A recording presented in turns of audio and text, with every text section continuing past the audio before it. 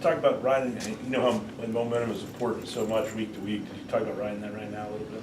Well, yeah, I mean, it's it's a lot easier to get guys to come in and practice on a Sunday afternoon and lift and run, and they can kind of see all the hard work is actually meaning something and paying off at the end of the week on Saturday night. And I think that's that's big for any team. You got to have belief, you got to have some confidence, and kind of have that fire. Of kind of what's going on. You can see the hard work paying off, but Eastern's just got as much momentum right now as we do. They go down to Angelo and play a great game, and fantastic brand new stadium, everything they've got. The Wagon Wheel, the first game in that stadium for them, and so they're going to be fired up to have that.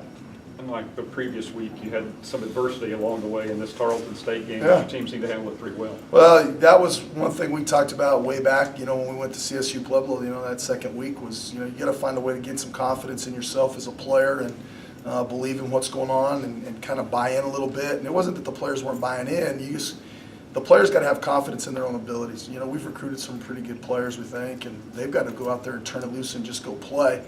And then going into this week, we knew what Tarleton was going to do, and understanding that it was going to be, it didn't matter if it was a 2-score game or a 3-score game. You're going to throw the ball vertically downfield. It just takes one play, and then all of a sudden they're back in the game. And so we just talked all week about having to stand your ground. It's going to be one of those games you're going to have to stand your ground and in one of the 3 phases and say, hey, no, we're going to stop the momentum swing right now. We're going to make a play to flip it back for us. And it was neat to see because we did it on offense, we did it on defense, and we did it in special teams at some point in time during the game to kind of slow their momentum and say, well, we're here to make a play, and we did it. And so it was neat to see the kids do that. Dave, asked the players this. Talk about your possession, how key your offensive possessions are against the ball control offense. Well, the most important thing in that is don't panic. You can't, they might be out there for a while and they're not scoring any points or anything like that, but they're driving up and down the field and they're controlling the clock. The offense can't sit there and go, well, we got to go score right away this possession. We got to go do something real quick and force something when, you just got to get in the flow of the game again. And, they're going to control the tempo of the clock. Cass is going to do a good job of running the football, and they'll slow it down probably at times, and then they'll try to speed you up and get you into some situations formationally that you're not used to seeing. So don't panic, don't sit there on the sideline going. But on the other end, though, you got to stay warm, you got to stay loose, you got to stay in the flow of the game, and so it's more of a mental thing than it is anything else. Defensively, you guys talked about bending and not breaking. That's kind of the theme. They were 8 of 14 on third down. Are you happy with that, or is that about where you would expect that number to be? For the way they throw the football, it's Tarleton's going to get their stuff. I mean, they're going to convert for some first downs, and they're going to get there. And so, we'd like to tighten down a little bit at times, but for the most part, I was real happy where we were at. Talk about offenses getting in rhythm. You think you're starting to get in rhythm as a play caller as well? You guys put up almost 500 yards this week.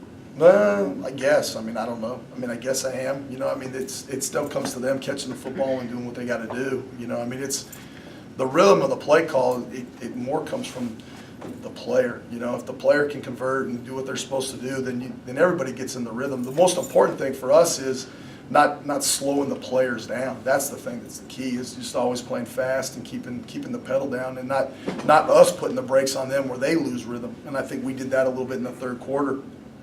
For sure is kind of stalled a little bit, but I think that was more on us and overthinking the situation than just going and playing fast. What did you do with the Wagon Wheel this past year? We Junkyard and I took our equipment crew. We took it to 806 Sports. That was one stop for us. We took that downtown. We went to Jenkins Doors. Took it to a couple coffee shops. I know it ended up at a Starbucks at one time. I think Ethan Morris took it to Pure Water maybe here in Canyon one day. Yeah. All the seniors, the whole deal was we were going to treat it like a Stanley Cup. And so we were going to pass it around, and every senior got it for a week.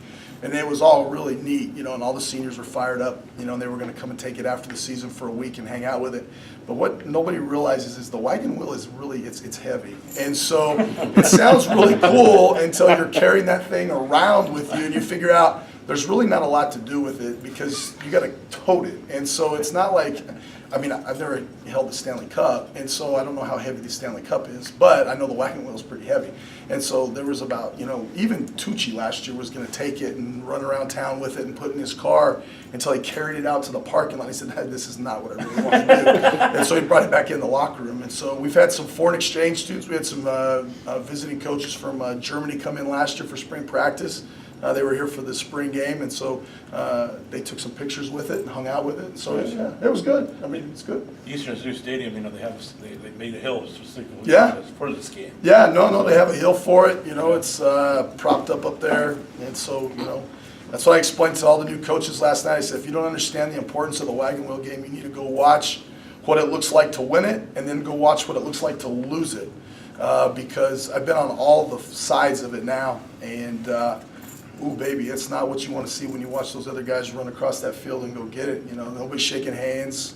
Nobody's waiting on anybody. We're going to run and go get it. And so you want to be on that side that's able to run up that hill and go grab it. Being able to look at it for the last year, what do you have to do to keep it? The simple thing is, play great assignment football like our defensive kids talked about. They got to have great eyes this week. Don't get lost. Tackle great. They got to tackle really well.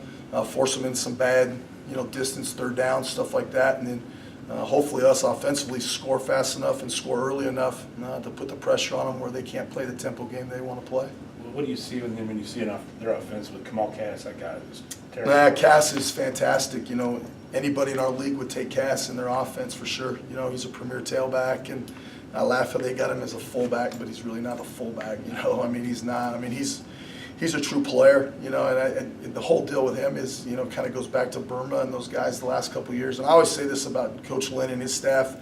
They're always should be Coach of the Year, with the new stadium and things like that. But they do a great job of recruiting to their style of play, offensively and defensively. They fit all the pieces around them, and they know how to coach it. And it's not the first adjustment you make either offensively or defensively against them. It's that second and third adjustment you got to do a great job with. Because Kelly and those guys on offense, they're going to have an adjustment. For whatever game plan you come in with, they're going to know how to fix the problem and get it solved and put something else in play. And so you better be ready to stop that second or third card that comes out. This past Saturday, you leaned heavy on Devon in the third and fourth quarter, and it looked like he shouldered the load pretty well. What are you expecting from him, this week? Well, really, it came down to Ethan in a kind of a crazy way, because everything was coming in about a 4-play system at that point in time in the third and fourth.